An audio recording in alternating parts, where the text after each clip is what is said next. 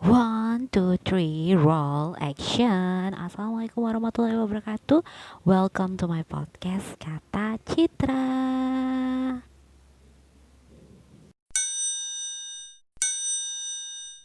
Hello guys, how are you today? I hope you all better today, okay?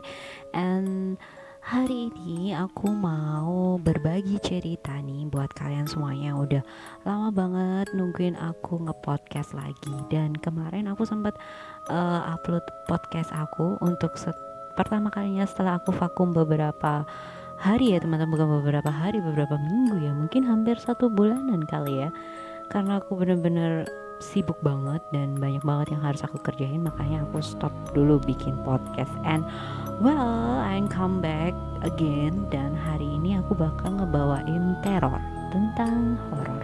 Oke, di cerita kali ini karena aku belum dapat email dari kalian belum kirim email ke aku di kim.citra01@gmail.com. Di sana aku lihat masih belum ada yang kirim email nge-share cerita mereka atau ngebagi review tentang apapun itu. Dan karena aku masih belum punya bahan, jadi aku mau bawain satu kisah horor yang ya kalau aku anggap horor sih horor sih, mungkin bagi kalian nggak horor ya nggak apa-apa kan. Manusia itu kan beda-beda gitu ya, apa porsinya gitu. Mungkin menurut aku horor, menurut kalian enggak, menurut kalian horor, menurut aku enggak gitu kan. Kita nggak sama setiap manusia, cila. Jadi di sini aku bakal ngebahas atau menceritakan tentang sisi pengalaman horor yang aku alami sendiri, oke? Dan baiklah teman-teman, buat kalian yang baru pertama kali dengerin podcast aku, selamat datang ya. Welcome to my podcast. Selamat mendengarkan podcast aku ini. Semoga kalian suka, semoga kalian senang dengerin podcast aku. Kalau kalian senang, aku juga senang. Jangan lupa klik tombol subscribe di bawah ya teman-teman. Kalau kalian suka, kalian bisa like, kalian bisa share ke teman-teman kalian. Kalau kalian mau promosiin podcast aku juga nggak apa-apa, it's okay. Itu aku malah thank you banget buat kalian semua. Dan kalian juga boleh komen di bawah kalau mungkin kalian punya pengalaman yang sama kayak aku, atau mungkin kalian mau nambahin pengalaman kalian. Kalian boleh komen di bawah. Atau kalau kalian pengalamannya sangat panjang atau sangat banyak banget, kalian nggak bisa tulis kolom komentar, ya udah kalian bisa kirim email di aku di kim.citra01@gmail.com. Oke, aku tunggu ya teman-teman. Dan baiklah teman-teman, kita akan masuk ke ceritanya. Karena hari ini malam minggu aku biasanya selalu share teror buat kalian gitu ya. Dan kali ini aku bakal share pengalaman teror aku, jadi tentang horor yang aku miliki. And well, happy listening. 1, 2, 3, go. Dan cerita ini ya teman-teman, dia mulai dari saat nenek aku meninggal. Jadi beberapa tahun yang lalu nenek aku itu meninggal. Nenek aku itu ibu dari ibu aku gitu. Jadi dia meninggal karena sakit yang udah lama ya, karena udah tua gitu ya. Jadi ya memang ya umur manusia kan siapa yang tahu juga sih ya teman-teman. Jadi awalnya dia baik-baik aja, dia sehat-sehat aja, dan entah kenapa tiba-tiba dia ngedrop. Dan akhirnya Tuhan berkehendak lain, makanya nenek aku meninggal dunia. Dan itu membuat aku sama keluarga aku itu beberapa hari tinggal di rumah nenek aku gitu ya. Sebenarnya sih nggak ada something special di rumah nenek aku, biasa aja, rumahnya sama seperti rumah kita semuanya gitu ya. Dan yang paling horor di sini adalah aku dan juga adikku harus tinggal di rumah budeku gitu. Jadi budeku itu kakak dari ibuku ya. Rumah budeku itu rumah bekas peninggalan Belanda teman-teman. Ya aku bisa bilang seperti itu karena dulu uh, pamanku atau suami dari budeku tadi itu, dia adalah seorang pensiunan TNI ya teman-teman. Jadi dia itu dulu kayak panglima perang gitu waktu zaman-zaman G30 SPKI gitu. Jadi dia itu punya rumah itu, dan rumah itu bener-bener horor teman-teman. Jadi di rumah pamanku itu ada satu tali apa ya, kalau biasanya di sini sih tampar sih ya teman-teman, yang biasa buat pramuka itu loh. Tali apa ya namanya itu, kalau bahasa Indonesianya aku lupa, pokoknya kalau bahasa Jawa kita menyebutnya dengan tali tampar gitu ya. Tampar itu digunakan untuk membunuh orang-orang yang ikut dalam G30 SPKI. Dan di tampar itu masih ada sisa-sisa darah, teman-teman. Dan di si tampar itu tadi kalau malam itu kadang-kadang suka nangis. Creepy banget kan, teman-teman. Dan ini true story, teman-teman. Dan aku sama adikku harus tinggal di rumah budeku itu. Karena apa? Karena rumah nenekku udah penuh, teman-teman. Jadi tuh para saudara-saudara tuh pulang semua kan. Jadi langsung ngecamp di rumah nenek. Jadi kan kita berdua nggak ada tempat buat tidur, jadi aku sama adikku sama beberapa orang sepupu lagi tuh harus nginep di rumah budeku yang jaraknya kurang lebih sekitar 10 meteran lah dari rumah nenek gitu, nggak jauh-jauh amat sih, cuma ya itulah. Jadi kita harus tinggal di sana dan kita harus bermalam di rumah itu. Jadi mama sama ayahku ada di rumah nenek, sedangkan aku sama adikku ada di rumah budeku gitu. Dan awalnya aku sempat creepy dan sempat mikir, nggak deh, aku pulang aja deh ke rumah. Tapi kalau mau pulang ke rumah juga nanggung, di rumah nanti aku juga sendirian gitu kan.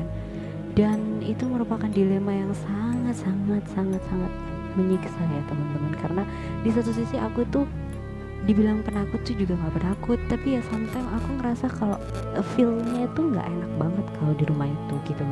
Gimana sih kalian kalau lagi nggak enak feeling gitu terus masuk di tempat yang udah denger kalau tempat itu horor gitu ya. Dan aku nggak tahu kenapa budeku itu nyaman banget tinggal di rumah itu gitu ya, apalagi setelah pamanku meninggal gitu kan, dia cuma tinggal berdua sama anaknya doang gitu. Dan kenapa dia tuh nyaman banget, padahal aku lihat dari depan itu sudah wow amazing gitu ya. Jadi udah dari tampak depan itu udah kayak hawanya tuh gak enak banget gitu teman-teman. Dan aku harus tinggal di sana malam itu bersama adikku dan juga beberapa sepupuku yang lainnya gitu. Dan baiklah, aku harus terima itu. Dan hari sudah mulai malam juga, habis tahlilan juga hujan gitu ya. Jadi kita mau gak mau harus balik ke rumah setelah selesai berberes. Akhirnya kita balik ke rumah.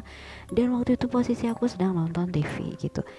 Dan you know what, aku gambarin aja ya rumah budeku itu. Jadi di ruang tengah, di tempat kita nonton TV bareng-bareng itu, di atas itu ada lukisan wajah pamanku gitu ya. Tahu sendiri tadi aku udah bilang di depan kalau pamanku itu pensiunan TNI. Jadi kalian bisa tahu wajah TNI seperti apa ya, seperti itulah.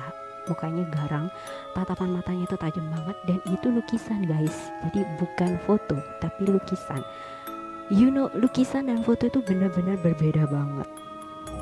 Dari segi apapun itu berbeda banget ya teman-teman. Pokoknya feel creepy-nya tuh lebih dapat kalau kita lihat lukisan daripada kita lihat foto gitu teman-teman. Itu sih menurut aku. Nggak tahu buat kalian boleh komen di bawah kalau kalian mungkin punya pemikiran lain tentang itu. Dan kita harus bermalam di situ. Kita nonton TV itu kalau nggak salah sampai jam 10:30 mungkin ya. Terus aku bilang sama adikku, oke deh, aku mau tidur dulu sama ada salah satu sepupuku cewek. Dan akhirnya aku tidur, adikku tidur di kursi depan kamar aku sama si sepupuku yang cewek tadi. Jadi aku tidur sama kakak sepupuku itu tadi, dan adikku tidur di kursi karena dia masih nonton sepak bola waktu itu. Aku masih ingat dia masih nonton sepak bola atau apalah, pokoknya sport gitu. Aku juga kurang paham. Dan setelah itu setelah tidur, dan aku kebangun tengah malam, kayaknya sekitar 1:30 malam deh. Aku keluar dan aku masih lihat adikku tidur di situ dengan keadaan TV menyala gitu. Jadi TV menyala, lalu aku matiin. Terus aku bangunin adikku, suruh dia pindah ke kamar gitu. Dan dia bangun dan akhirnya dia pindah ke kamar depan bareng sama sepupuku yang lainnya yang cowok gitu. Oke, ruang tengah kosong kan. Aku ke kamar mandi, habis itu balik lagi ke kamar. Nggak terjadi apa-apa teman-teman. Jadi semuanya is oke. Jadi benar-benar berjalan baik-baik saja gitu ya. Aku balik lagi tidur dan kita bangun di keesokan harinya. Nggak terjadi apa-apa dan aku thanks God banget nggak terjadi apa-apa sama aku semalaman. Walaupun aku terbangun di tengah malam gitu. Mungkin karena aku parno, jadi aku kebanyakan mikir, aku terlalu mikir negatif. Kan kadang kita gitu ya teman-teman. Kita ngelihat sesuatu hal yang kayak kurang positif itu, terus kita akhirnya mikirnya juga negatif gitu. Padahal belum tentu terjadi sesuatu dengan kamu di rumah itu gitu kan. Dan hari terus berganti 40 hari nenekku kita nginep lagi di rumah budeku. Dan kali ini aku dan adikku datang duluan di rumah budeku. Jadi kita berdua datang. Di sana ada budeku dan juga anaknya yaitu sepupuku. Lalu budeku bilang sama aku, kamu diem di rumah dulu ya, ini ada orang mau antar kue, jadi kamu tunggu dulu, nanti ini uangnya kamu bayar kalau orangnya udah sampai. Bude mau langsung ke rumah nenek sama Mbak Yuyun gitu. Nah Mbak Yuyun itu anaknya budeku gitu. Jadi oke, ya udah. Akhirnya berangkatlah si Bude sama kakak sepupuku tadi ke rumah nenek gitu ya, ke rumah almarhum nenekku gitu. Mereka kan kita mau ada acara tahlilan gitu, jadi kan harus bantu-bantu di sana. Aku yang waktu itu baru datang, ya udah aku nyantai-nyantai di rumah. Aku pikir sepupu-sepupuku masih ada di situ semua. Kan aku lihat ada beberapa sepeda yang terparkir di halaman belakang rumah budeku gitu, dan aku juga mesugesti diri aku sendiri kalau aku bersama adikku gitu, karena aku datangnya barengan sama adikku. Dan aku nyantai nonton TV, dan waktu itu menunjukkan pukul 5 lebih seperempat sore, jadi keadaannya sore ya teman-teman. Terus aku nunggu, nih tukang kuenya kok belum datang sih, padahal kan ntar malam udah hari H gitu, maksudnya udah acara gitu, kok belum datang sih tukang kuenya. Aku telepon budeku, nggak diangkat. Terus aku pikir oh mungkin sibuk gitu ya. Dan you know what, tiba-tiba aku ketiduran teman-teman di kursi, ketiduran. Aku kebangun waktu azan maghrib, dan aku langsung wah kok udah azan, aduh gimana nih, orang yang antar kue belum ada. Aku ketuk kamar, aku pikir sepupuku masih ada di kamar itu yang aku tidur bareng sama dia. Terus aku buka pintunya, ternyata nggak ada orang, kosong. Di sana ada tasnya sepupuku, cuman orangnya nggak ada. Terus aku bilang, loh kemana? Wah kayaknya aku ditinggalin deh. Dan aku di kamar depan, aku masih mensugesti diriku kalau aku bersama adikku gitu. Aku ketuk pintunya, Dek, kamu ketiduran kah? Bangun dek, udah maghrib. Aku kan bilang gitu. Kita sholat bareng, habis itu kita ke rumah almarhum nenek, aku bilang gitu. Terus gak ada jawaban dari adikku. Aku lihat lampunya tuh nyala, lampu kamar, berarti dia ada di kamar gitu. Aku selesai wudhu, terus habis itu aku ketok lagi pintunya, Dek, bangun dek, kamu masih ketiduran ya? Pintunya tuh kekunci teman-teman, jadi kayak aku nggak bisa buka dari luar gitu, kekunci dari dalam. Terus ya aku nggak habis pikir apa sampai jam 6 teman-teman. Jadi aku sudah selesai sholat, terus aku tuh nunggu di depan, jadi kayak aku standby di depan biar kalau orang yang nganter kue datang aku langsung bawa, aku langsung pergi ke rumah nenek, biarin dah adikku sendirian di dalam rumah. Dan kamu tahu apa, tiba-tiba adikku naik sepeda saat masuk ke gerbang, dan dia langsung ke aku bilang gini, Kak, kamu ini udah dibilangin langsung ke rumah nenek, ngapain sih ke rumah ini dulu? Kan apa namanya, kita semua jadi khawatir, kita pikir kamu masih ada di rumah, maksudnya rumahku yang ini bukan rumah budeku. Terus aku kayak ngeblank gitu, loh bukannya tadi kita datang bareng ya? Iya kan, habis itu aku nyuruh kamu langsung berangkat ke rumah nenek, terus aku langsung berangkat deh. Aku pikir kamu berangkat sama Mbak Intan, ternyata kamu masih belum berangkat, kamu masih di rumah ini. Dan kamu tahu, aku dari jam 5 sore tadi sampai jam 6, sampai hampir setengah 7 itu aku sendirian di rumah itu guys. Jadi di rumah itu tuh gak ada orang, jadi cuma aku seorang. Dan yang nganter kue itu tadi udah langsung ke rumahnya si almarhum nenekku guys, jam 5 tadi. Jadi aku sia-sia ada di rumah itu teman-teman. Dan tadi sebelumnya aku tuh pernah ngetuk sekali sebelum aku nunggu di depan standby. Aku ngetuk kamar yang aku pikir adikku ada di dalam kamar tadi, dan di sana tuh ada jawaban kayak iya gitu, dan itu kayaknya suara adikku. Terus aku bilang sama adikku, terus tadi aku ngetuk kamar, aku dengar suara kamu di situ. Terus adikku bilang, suara aku dari mana? Orang aku ini aja baru datang dari rumah nenek, dia bilang gitu. Dan adikku tuh kelihatannya marah banget karena aku dipikirnya dia, aku itu ketinggalan di rumah gitu loh. Maksudnya aku nggak ikut dia gitu loh. Kenapa sih kok aku nggak ikut dia gitu? Padahal di sana itu jelas-jelas aku tuh dibutuhin untuk bantu-bantu gitu.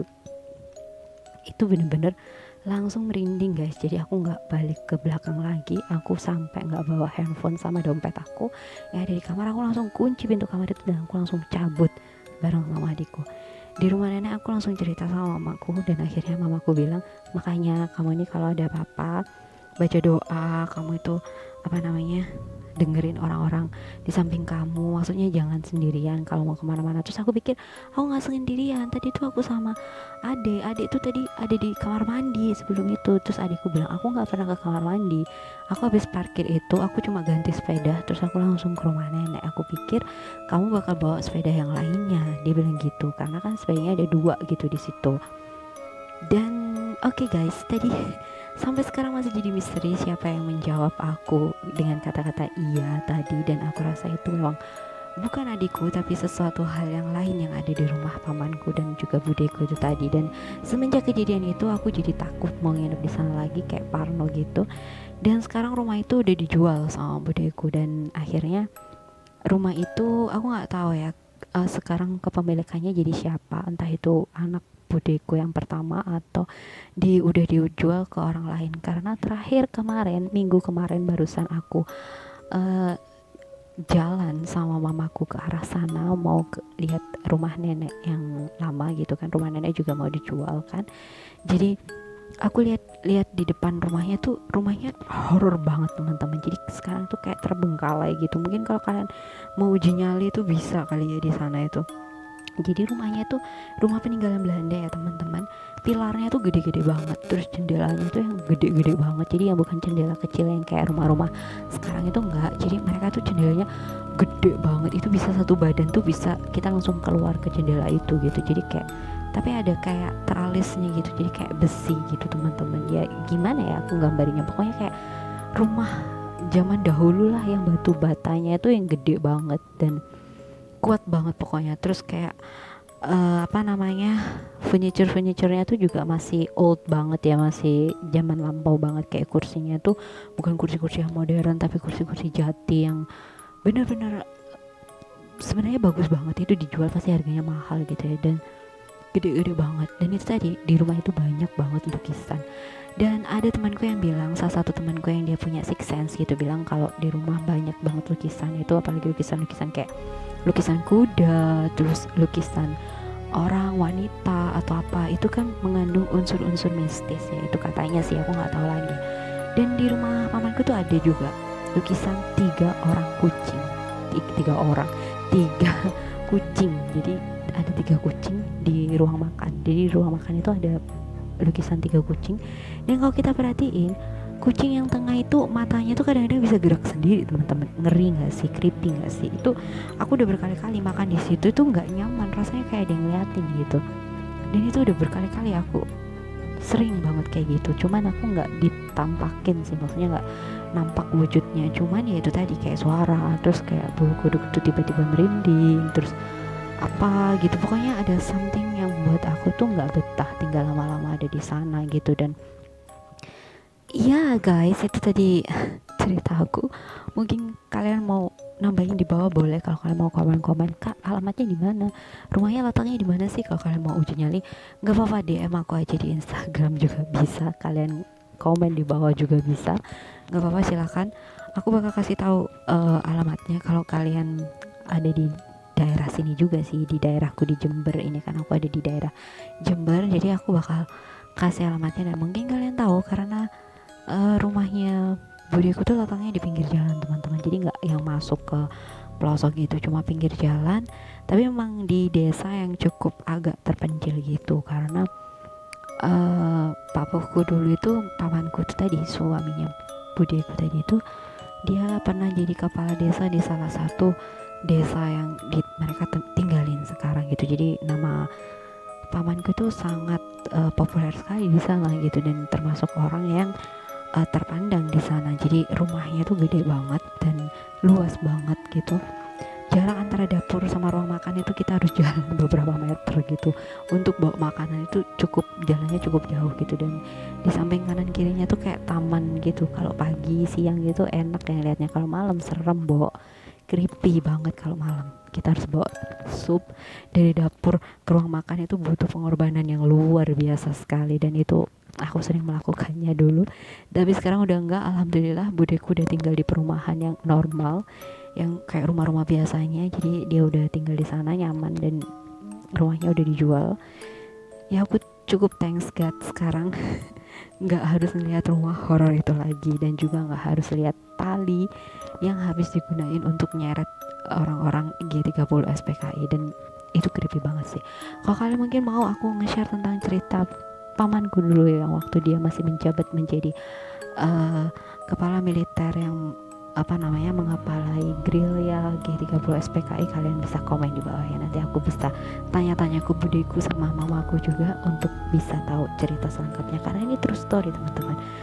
Aku tahu sendiri itu si talinya itu tadi. Dan dulu waktu almarhum pamanku masih hidup, dia pernah bilang jangan masuk kamar itu, soalnya kamar itu ada talinya itu, dan nggak pernah dibuka sama pamanku karena kalau setiap malam katanya nangis. Dan itu beneran terjadi teman-teman, nangis beneran tuh, tapi nggak ada orangnya, jejak darahnya doang yang tersisa. Dan wow, itu creepy banget sih menurut aku, karena dulu ada salah satu lahan di daerah jalan mau ke rumah pamanku sama budeku tadi itu, yang benar-benar lahan itu digunakan untuk mengubur semua jasad G30 SPKI dulu. Jadi kayak orang-orang PKI dulu itu, yang orang-orang yang masuk ke PKI itu semuanya dibantai dan dimasukkan di lahan itu dan dikubur hidup-hidup. Dan ya, jalan itu sampai sekarang masih sangat sepi dan sering banget makan korban. Jadi kayak kecelakaan di situ pasti mati, terus ada orang jatuh di situ, entah kakinya nggak bisa balik lagi ke seperti semula atau apa, pokoknya ada aja deh teman-teman. Dan itu emang serem banget dan creepy banget. Kalau kalian mungkin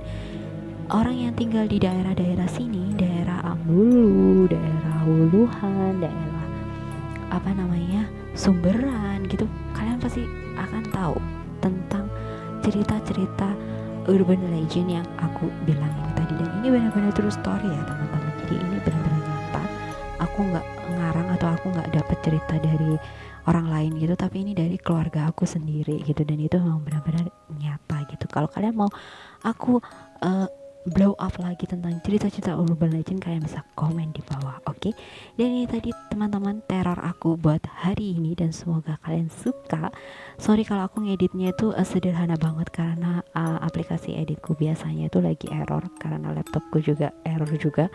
Aku juga bingung, makanya aku ngedit seadanya, sebisanya mungkin. Kalian tolong pahami, yang penting pesanku bisa tersampaikan dengan kalian. Kalau kalian suka, kalian bisa like, share, serta komen podcast aku. Dan jangan lupa buat kalian yang baru aja dengerin, kalian bisa subscribe aku bakal ada di sesi curhat, atau aku bisa juga review film-film Korea, drama-drama Korea, dan juga aku ada teror tentang horor, oke? Baiklah teman-teman, terima kasih yang udah dengerin podcast aku sampai akhir. Thank you banget. Yang udah subscribe juga thank you, yang like sama komen juga thank you banget. Kalian semuanya mendukung aku untuk jauh lebih baik lagi, dan semoga kedepannya podcast aku jauh lebih baik lagi. Terima kasih teman-teman. Assalamualaikum warahmatullahi wabarakatuh. Bye bye, see you on my next terror tentang horror. Bye.